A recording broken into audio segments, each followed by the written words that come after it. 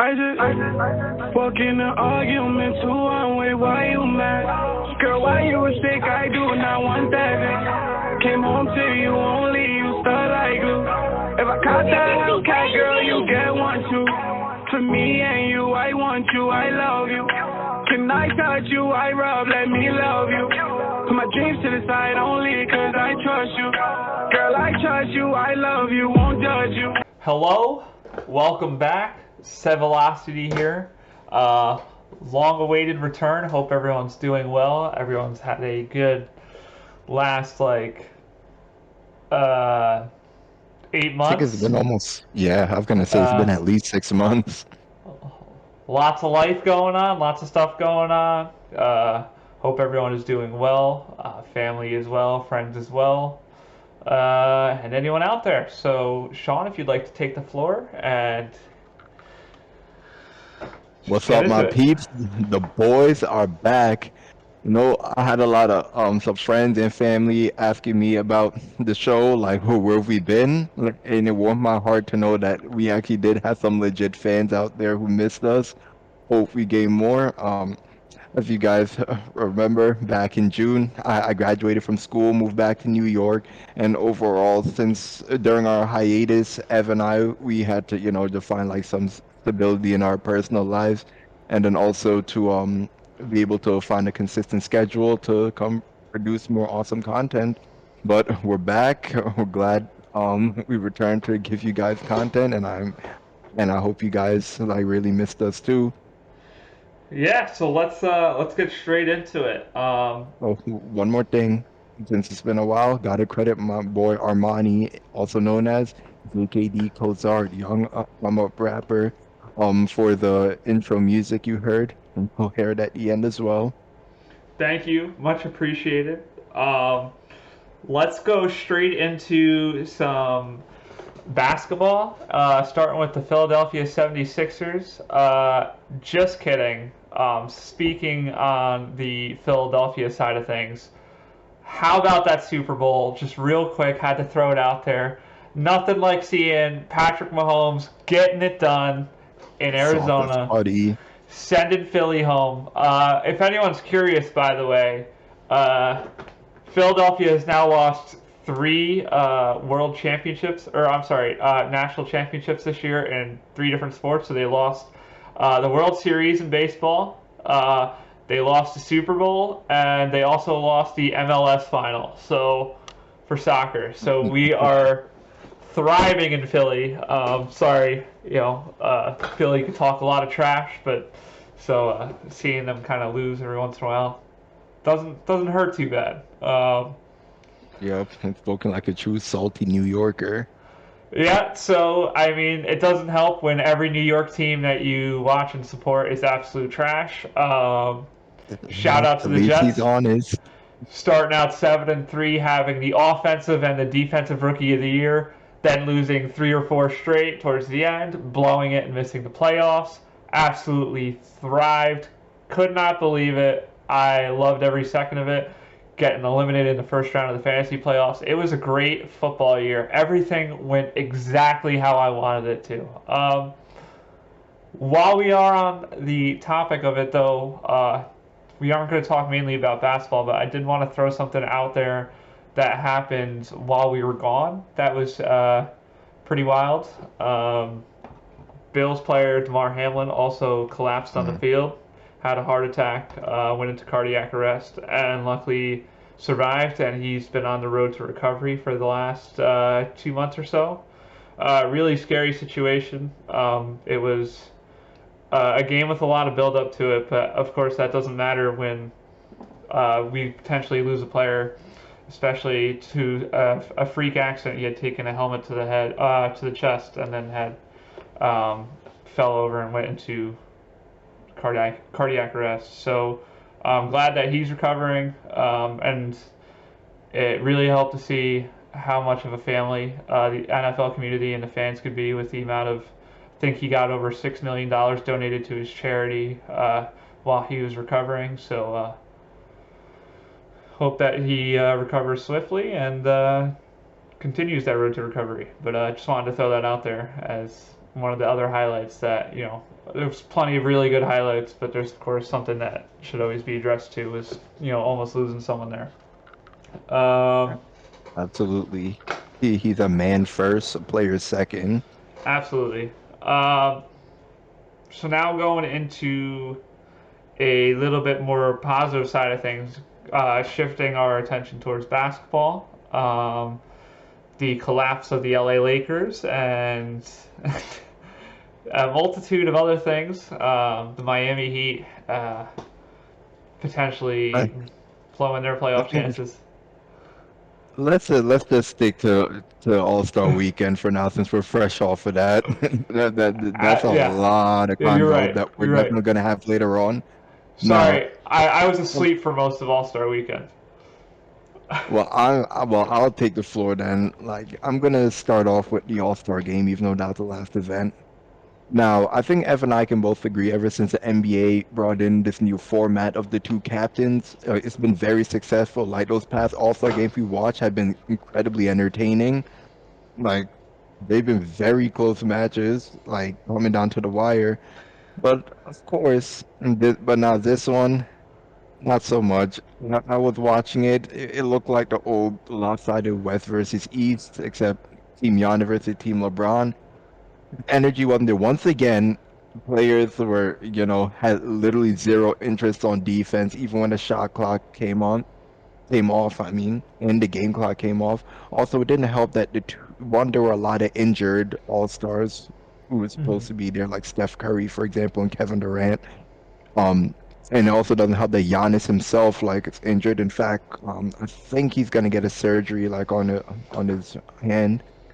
So he was only in for like opening tip off and the first basket of the game, but then sat out for the rest of the game. LeBron, he only played like pretty much in the first quarter, like half of the first quarter. He jammed he did make this is the first time I've seen this chase down block, but he jammed his pinky into the rim. Like, I saw the way his finger got bent back. I said, wow, Was, I guess it's bad to have hops. was that on Um, Shy? I think so.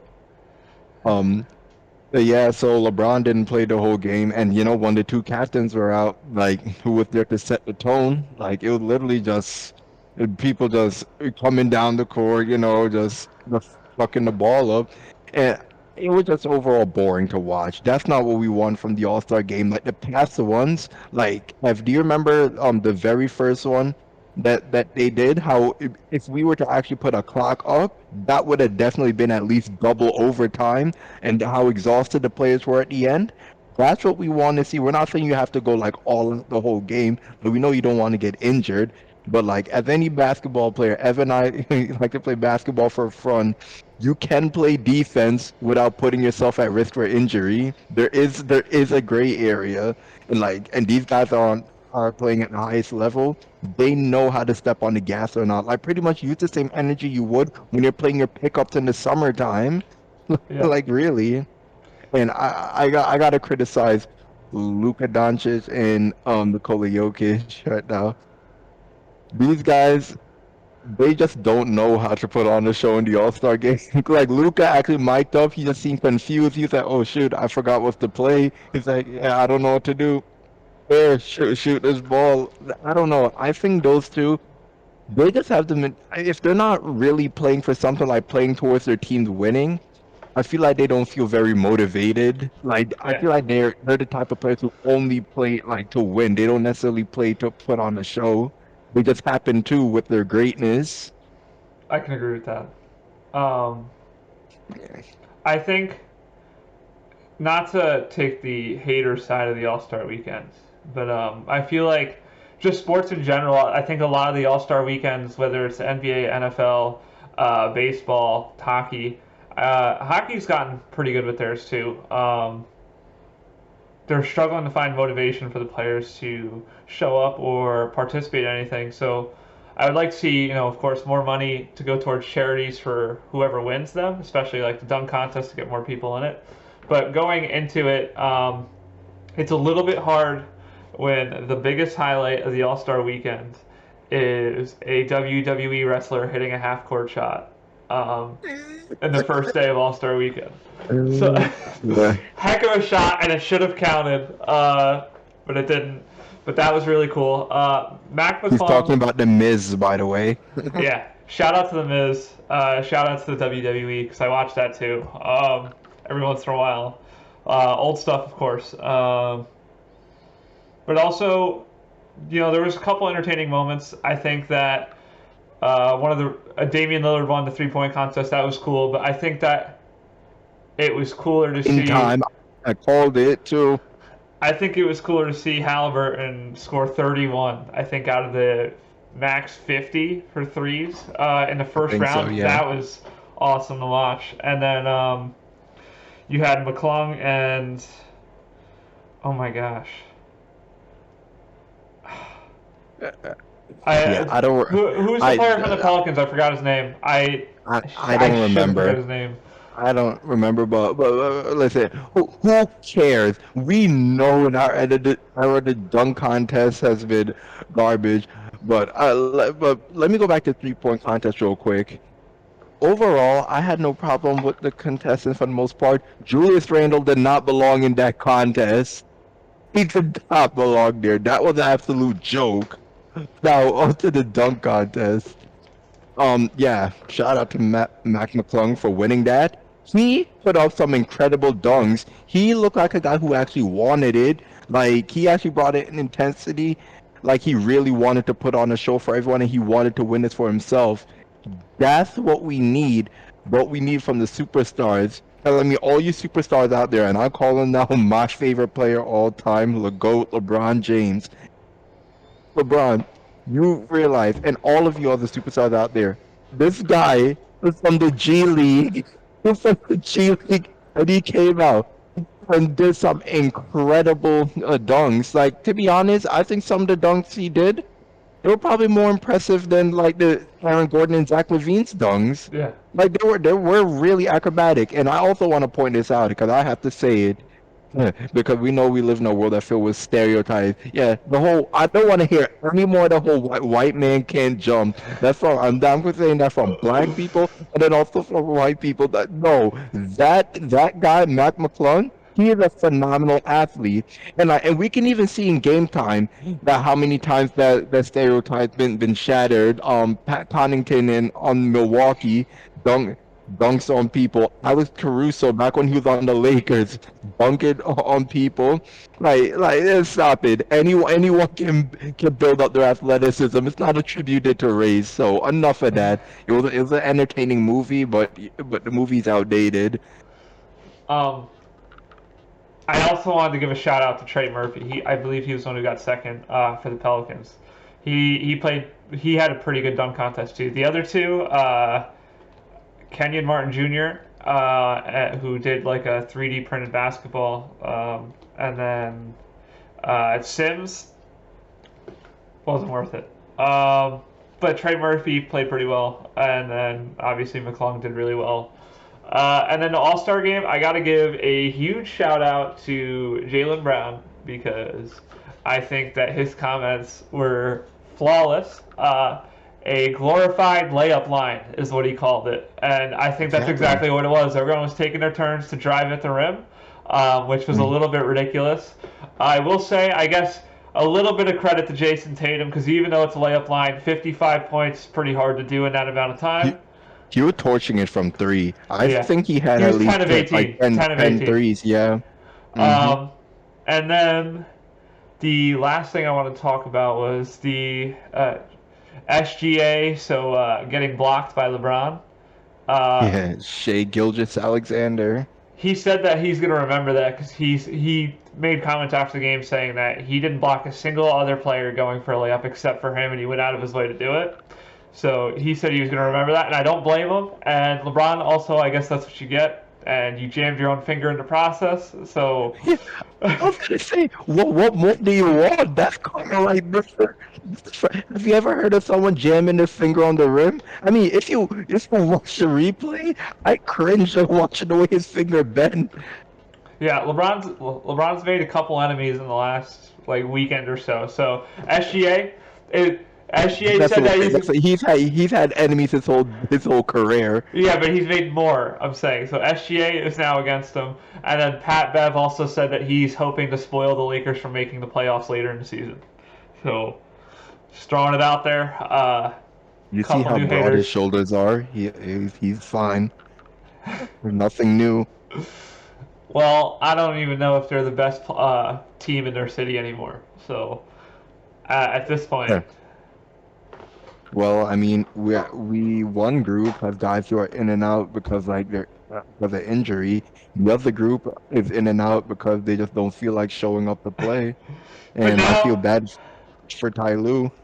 now they have a player who's going to show up every day, whether they want him to or not, and that's Russell Westbrook. So they're going to have a player that's going to show up every game of the season, and hopefully it's a good thing. I bet Yeah. he's got to have a chip on his shoulder too against the Lakers, I'm sure. So like, Hmm. him, PG, and Kawhi. I don't know. I hate to be the controversial guy here. Actually, I love it, but I'm gonna say the Clippers are better than the Lakers this year. I think they probably already have a better record now, but I think they're gonna finish better too. Just throwing that out there. Possibly. Oh, and they traded for Miles Plumlee. They're a real center instead of having your power forward play center. That helps. Oh, one more thing back to the dunk contest. I'm a regular viewer of ESPN's First Take, and I heard the sports media legend Stephen A. Smith bring up an interesting point about the dunk contest and LeBron that I agree with despite me being a fan.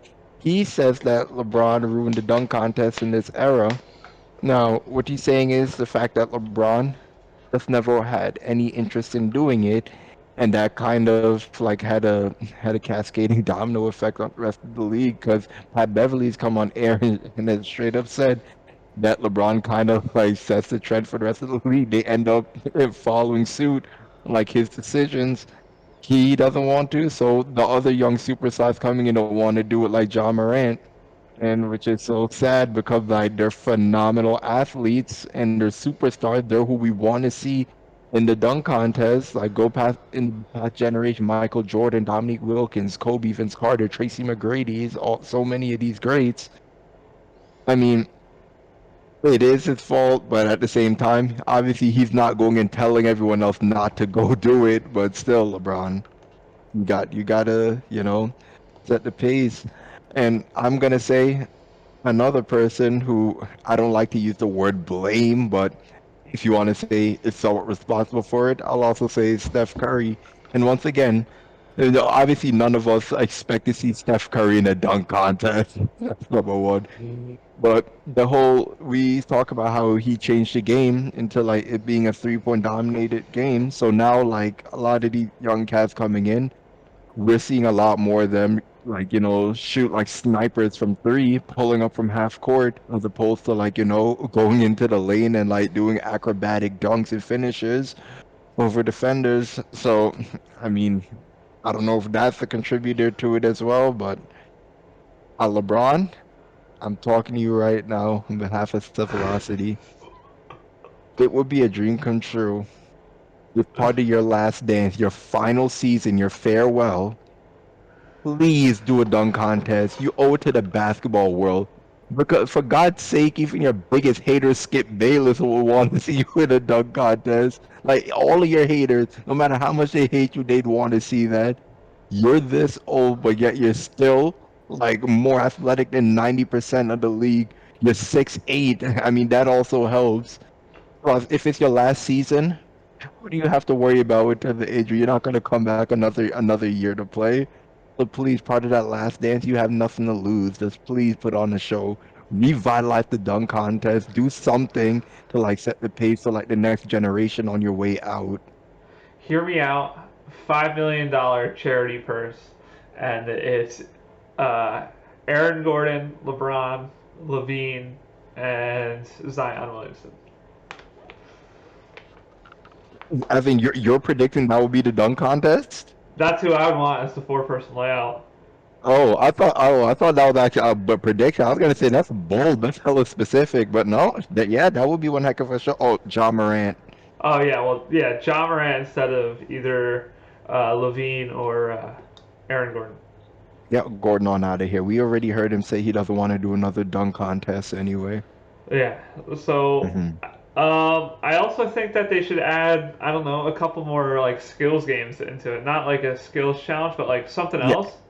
Oh yeah, replace the skills challenge. Scrap it. It's never been entertaining to me, to be honest. What I would like to see is if they can get like, I don't know, like 5 or 6 teams and do like a group like game of horse with like NBA legends, maybe a couple Hmm. celebrities, and then a couple of players, or maybe not even the celebrities, just like even if they did duos from like for like former teams, so it's like I don't know, you had like Carmelo Anthony and Patrick Ewing participate on one team, or no, Carmelo Anthony and Julius Randle, one former player, one current player, and then you do that for each team competing against each other and playing a game of horse. That'd be pretty cool.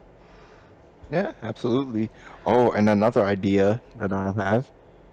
Those media analysts out there, you guys love talking and critiquing the players so much, and they're under so much scrutiny from the spotlight, the cameras, or whatever. Well, you guys are pretty much older, you're more mature. Yeah, so you should handle that pressure even better. If you guys can talk the talk, walk the walk. I'm talking about Stephen A. Smith. We definitely want to see you in a celebrity game. And hey, and Ev, I don't know if you remember, Stephen A. Smith has said that he wants to mix it up on the court against Jay Williams. I want to see Stephen A. in a game of horse against Russell Westbrook because I Hey, know he's had some interactions with him. No, I'm sorry, a game of horse with Kyrie Irving, please. yeah. So Stephen A., Jay Williams, JJ Redick. Um, Like I want to see Max out there. I don't want to see Skip and Shannon. Oh my gosh. Yep.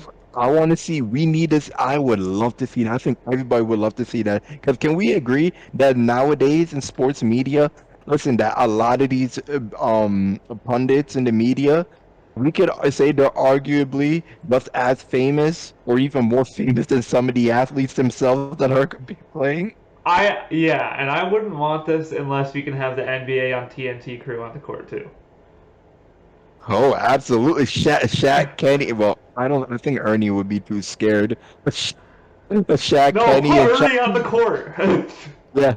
Hey, but Shaq and Chuck, no fighting. You guys are too old for that.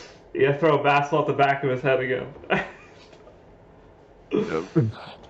But I mean, there just needs to be, I don't know, I think a better entertainment value. But I also think that the All Star game should still be about paying more onus to the legends too. So like a lot of the legends are in attendance, but there's not really that many that are involved in the All Star events. So I would like to see more of that because I think that attracts all NBA fans. So I Yeah, don't know. like last year was really cool for the 75th anniversary, seeing like all 75 of them out there like at the Yeah, same time. Like in fact, it gave like a lot of the current superstars a chance to like actually interact and meet like their predecessors who were their heroes coming in. It's just a way of like, bringing it together. 'Cause like, we kind of see like I mean, a part of it's because the media, there tends to be tension and hostility between the new generation and the older generation, but we know it's really the fans in media that really blow it out of proportion. But it's just really nice to see, like, them come together. Because, I mean, collectively, they're what make the sport, like, so great and, like, why we love it. yeah. Um, I don't know. It'd be cool to add a few things. Yeah. It'd be cool to get. It's on. They still have that Big Three basketball league going on, right? I'm not sure.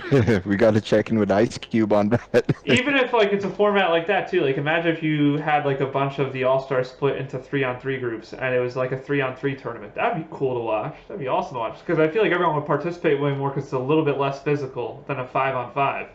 So if you can get Yeah. like a whole 3-on-3 tournament and people are picking the players, which by the way, hold on, I want to address this too. The NBA is discussing a rule change to the NBA draft or All-Star draft. I don't know if you heard about this. They're looking into revising it so you pick the reserves before the starters. That way, so that there's no actual last pick in the draft. I'm confused. So they want it so that it's like the worst player is not getting picked last. Oh, okay, but aren't you basically saying, oh yeah, you're the worst among the starters? But Yeah. I mean, yeah. Well, yeah, they did that this year. Oh yeah, you said you didn't watch. They did that this year actually. They picked the reserve first, then the starters. That's stupid. You're worried. We've all been to gym class before, Yeah. The whole point is you're trying to motivate yourself so you're not the last pick in the draft. I mean, and let's be real. Is it really that embarrassing to say that you're the worst among the guys who are supposed to be at the very top of the game? Look at how many guys who didn't even get there to the All-Star game. Yeah.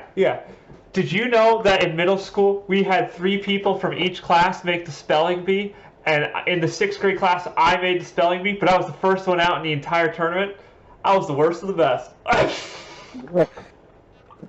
Hey, if you're the last pick, just light it up on the court. Exactly. I don't know. I thought that was a little bit silly. I mean, yeah. I think that NBA players, the amount of stuff that they read on social media, could handle being the last pick in the draft. Absolutely. James Harden. Last of the starters always. Or the reserves, whichever it is. James Harden was in the All-Star game, but he didn't start, right? Or was he? He wasn't in the All-Star game, was he? He wasn't in it, nope. Was he not selected or was he injured? I'm not sure. I think he might not have been selected, actually. Okay. I also wanted to talk to you about this list here that CBS made. Maybe we can critique it for the top 15 players of the season. Yeah, I just want to tell everyone, what I love about these lists that these different sport networks put out? It just makes us feel even more confident in our basketball knowledge. But yeah, let's hear it. All right. Should I start at 1 or 15? So let's start at 15. Okay. So number 15 is Kawhi Leonard, the part-time player. You know what? He deserves it. He did that to himself. Does he deserve it? Because hold on. Yeah, I'm kidding. I don't even think he deserves the 15th spot though. Because this is labeled of best players of the season. Someone commented right under it and said Kawhi Leonard stats: 22 points per game, 6.2 assists per game, 6.2 rebounds a game, 4 assists a game, 60% shooting percentage, 34 games. This player has 24.8 points per game, 10.8 rebounds per game, and 4.1 assists per game, and 58% shooting percentage, and plays 60 games. And that's number 14? No, this player was not on the list. Oh. Julius Randle. Just throwing it out there. Every stat was better than Kawhi Leonard, though. Just throwing it out there. Just wanted to say that. All right. And he doesn't play part-time. I'm going to remind everyone that Evan is a New York Knicks fan. But let's keep going. Let's hear the list. So we'll keep it rolling. And of course, don't worry. I understand that Kawhi also plays 15 minutes less than every other player on the court on his team. So I understand that he's doing those crazy stats in a little amount of time because he doesn't feel like playing basketball half the time. Continuing. Anyway. He's not, because he's nice. And that's why he won't win another title. Continuing. 14, Sabonis. I think that's fair. Sabonis has been killing it this year. They made the Kings really good. De'Aaron Fox is already really good, but he needed something else there. So yeah. I have no problem with Sabonis. I think he's... I don't know if they list him as a center or power forward. He's definitely a power forward. I was going to say, as a power forward, I think he's easily top 3 or 4 in the league. For sure. Moving on to 13, we have Jaylen Brown. Reasonable. He's done well. I think there's 12 players I could put above him right now. 12, Donovan Mitchell. I think this is right, but I also think that he could be a little bit higher on the list because what he's done for the Cavs, he's been getting a lot of assists. He's been scoring a ton of points, and then I don't know, he's just been good all around. He's done a lot better than since he was on Utah. He's become a better all around player. Yeah. I think that's a fair spot though. 11, LeBron James. Blasphemy. Makes sense. He's taking his team to fourth last in the West. Looking good out there. The blasphemy. That's where the list is messed up. If he's outside the top 5, the list is wrong.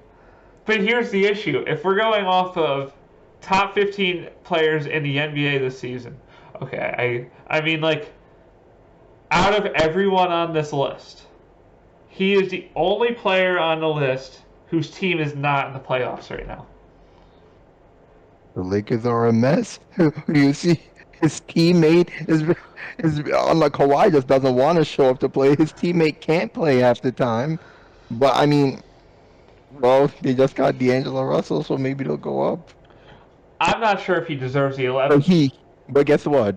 This list, we're talking about the individuals, and LeBron is playing top 5 caliber individual.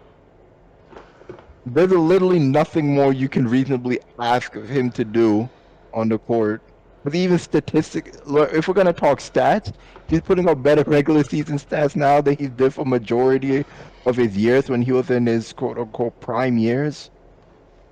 He's averaging 30 a game. Yep. At 38 years old. 50% field goal percentage. At 38 years old. 8.4 rebounds a game. At 38 years old. And 7 assists a game. At 38 years old. Now tell me. I think we can get 35 again. You know what? If you think you could, that just tells you don't even like that.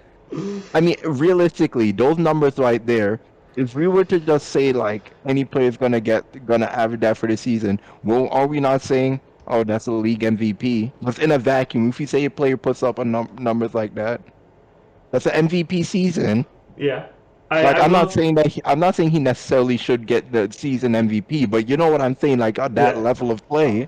Yeah. So he's top 5. Like CBS, you're wrong. 10, Ja Morant. Ja Morant is not better than LeBron. Oh my God! But the 10th spot. I mean, his team is also number 2 in the West. That could be fair, and like everyone, you know why it's part of me like is struggling to like contemplate like where guys are on the list, and because like I think Ev could agree, we're in the midst of change how the league is shifting to like the younger guys are coming up into their prime, and while the older guys are regressing. So it's like it's kind of hard to like see how much guys are falling off and how much guys are improving. Jason Tatum's a perfect example of that because 2 years ago, no one would have said that he was close yet to being a top 5 player. Like, you could put him in the top 10, top 15, no doubt about it. But now it's like, without a doubt, you have to put him in your top 5 pretty much. Or just about at, like, 5.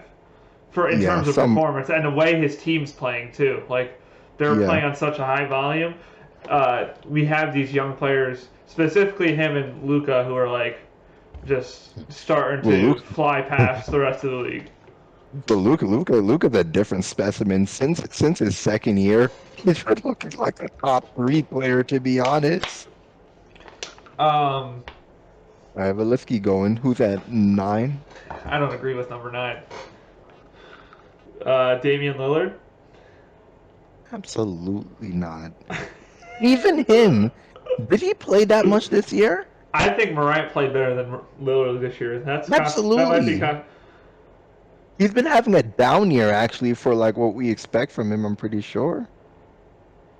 He's averaging 31.4 a game. So Damian Lillard is averaging 31.4. How many games did he miss this year? Hold on, I'm checking right now. He definitely missed some time. So far this year, he's played 46 games. I mean, All-Star break, that's got to be pretty much all of them. Okay. 46 games. And yeah, he's averaging 31.4 points per game, 7 assists a game, and 4 rebounds a game. I guess it's just been quiet because, like, I was gonna say no one's talking about him because we haven't heard much about Lillard. I mean, like, I'll keep an eye on Portland, but like, understand that I think that they're very much a plateaued team. I think that they've reached their top ability, and I don't think that they're going to be going anywhere outside of a first-round exit until they add another star. So it's hard to keep track of Portland when that's usually the result every year. But also at the same time, no one's covering Damian Lillard fairly, I guess, with his performances because I did not know he was playing that well. He should be averaging 40 points if you want to be pulling up those half-court shots all the time. Because you know what it is? That's you know a bad shot. I don't care. Talk about him? You know when we normally talk about him? Is when he's having all of those back-to-back, like 50-plus point games. This year, he's been more so hovering, around, the 30 mark consistently around that. So, yeah. I don't know. Maybe that's the problem. 8, which I think has probably been one of my favorite players this year because he has, I think, not only taken his talent up to superstar level from star level, but he has, I don't know, made his presence known. SGA for Oklahoma City. Gilgeous-Alexander. He was a star last year, or he was considered the borderline star that last year, and now he's pretty much a superstar at this point. Well, I'll say all-star. I'm not gonna say it's superstar. I need more consistency to give them the superstar name. All-star, and he is not better than Ja Morant. He is not better than LeBron. We're going all season performance though, and listen to his stats before you say a word.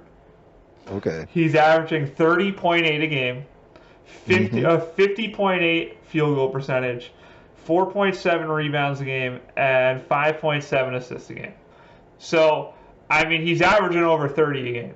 And I don't know, he wasn't doing that last year. So he deserved most improved. Maybe. That's top 5 in the league, though, I think, or top 5 in scoring, at least. Be a candidate at the very least for most improved, but I think most improved. I think that's all-star starter level. Yeah. Which I consider all-star star level pretty much superstar. Well, I mean, it's kind of like there's. My point is he just started doing it. I think if he backs it up next year, then I'll give it to him. So here's his stats in the last 5 years: 10 points per game the first year, 19 the second year, 23.7 the third year, 24 the fourth year, and then 30 this year. But he's been spectacular. I would say all-star starter, which means he'd be a top 10 player in the league, pretty much. Right. 7, Steph Curry. He's barely played, from my understanding. His reputation. Yeah, I guess that's understandable. Trying to look through the stats here. Yeah, he's averaged 24 points per game, 6.5 assists, and 4.7 rebounds. Interesting. It seems like Ev is saying that based on this list, he should not be top 10. Yeah. Oh, no, stats are wrong. Google said that he was averaging 24 a game, but Basketball Reference said that he's averaging 29.4 points per game. It's a little bit 24. The 24 a game, that might be his career stat. Could be. Yeah, it could be. Yeah, it is his career. Okay. Although I will say, I love Steph Curry. Don't get me wrong. He plays basketball. He likes to have fun. But at least statistically speaking, Ja Morant, SGA, and Damian Lillard were all better. At least statistically speaking. They averaged more points, more rebounds, and more assists a game. All 3. And they played more games. Moving on to number 6, we have another man who we haven't heard too much about because hasn't been on the court a lot. Kevin Durant, outside of being traded to the Phoenix Suns, is number 6 on the list. What do you think about that? He's averaging 29.7 a game, 6.7 rebounds, and 5.3 assists. if I had to make a list just off the top of my head, I would easily have KD like within my top five.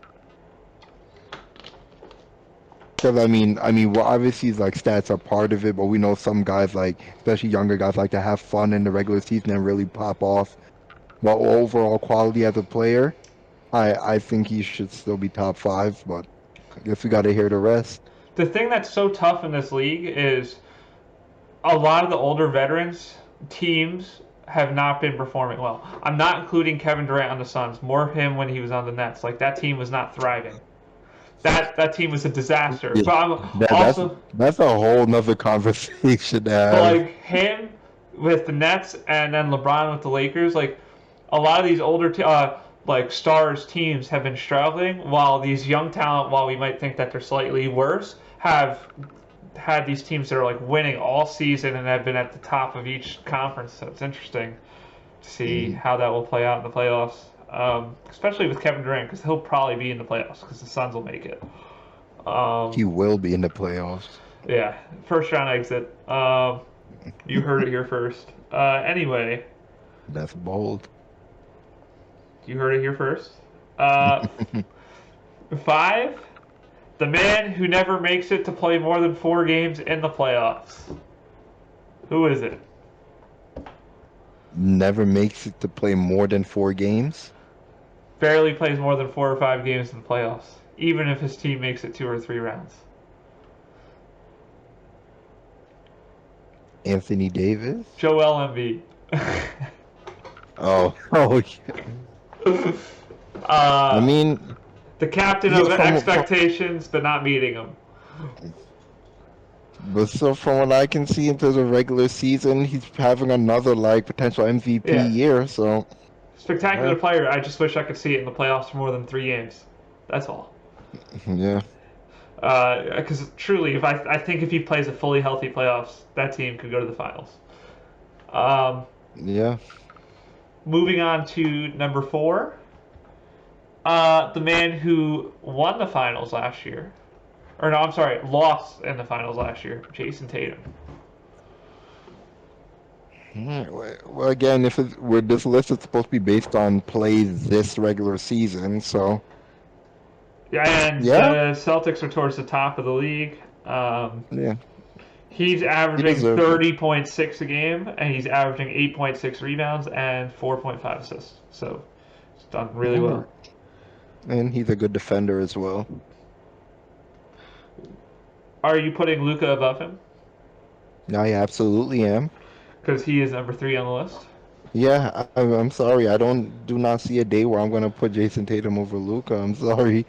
Because I mean, first of all, we could never statistically ask Luka to do anything more than he's been doing since his second year. But the man came in better shape this year. Yeah. We're seeing him explode and dominate. Like, you're gonna hear this right here, right now from me. I believe right here, right now, Luka is officially the best all-around offensive player in the league. He's also done something amazing. He's getting me to start to like Kyrie because I like that duo. Pretty world-class achievement. But you said number 3, right? I think that's where I had him in my personal top 5 this year as well. I mean, we've been talking about it like being around like number 3, I think, for maybe since last year. Easily the best stats too that we've seen so far. 33.3 a game, 50.5% from the field goal percentage, 8.8 rebounds a game, 8.1 assists a game. But again, that's typical Luka though. Yeah. Like really, almost triple-double game. The only thing that's different is that he doesn't look completely burned out at the end of the game. I mean, he's still not a good defender. Like that's going to be his flaw, but still. So, we're down to the final 2 players. I think you know which 2 players they are. All right, one of them. I'm going to say number 1 right now is Nikola Jokic. That is correct. Who's number 2? The Greek freak Giannis Antetokounmpo. Correct. To be honest, I have no problem with those 2 spots. if I were to personally like rank them, like not just based on this season's play, but just overall as a player and what they bring to the table, I would have Giannis number one over Jokic. Yeah, I'm looking But at Giannis' stat line for the last 10 games that he was healthy.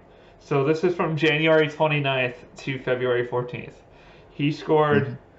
50 in the first game, 34, 54, 35, 24, 38, 35, 36. All with Yeah. 13 rebounds a game, 18 rebounds a game, 19 rebounds a game, 15 rebounds a game, 13 rebounds, 10, 8, 13. And there was only 3 games where he had under 6 assists. Yeah. I'm actually surprised. I think overall this list wasn't bad. It was a pretty good list. I give it a B. Yeah, I would say, Yeah. yeah, I'd probably put it around B plus. Yeah. Um, and Giannis is looking like he's getting ready for the playoffs. He's had one of his best distributing years too, in He's terms of getting assists, freaky.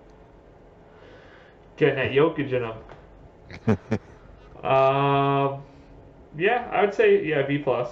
Is there anything else you wanted to cover today in terms of NBA? Nah, I think we'll just, watch the, race for the playoff like unfold. We'll definitely have more to talk about in the coming weeks. Yep, we'll have more to talk about. The Talk March about some March Madness coming. brackets, and I think that as long as we get enough people watching, maybe we'll do our own ESPN group. So if everyone wants to join, Mhm. viewers slash fans as well as us, see who has the best March Madness bracket, and see as we go along, and see if we could find who is the best, or get a perfect bracket for $1 billion, however much they pay for that. But without further ado, with nothing to add, I hope that everyone has a absolutely great rest of their week. Everything's going well in their lives. Family, friends, love, whatever you got going on. I hope it's going well. And Sean, if you'd like to say anything before we depart. And the usual, everyone, like, comment, and subscribe. Spread the word. We want to keep bringing in more fans. The more fans come, the more motivation we have to produce work. Give us any feedback that you think we could do to like improve the show, make it better, as always. And once again, I'm glad we're back and spread the word to all your friends that the SEVelocity boys are back. Welcome back. To me and you, I want you, I love you. Can I touch you, I rub, let me love you. Put my dreams to the side only cause I trust you.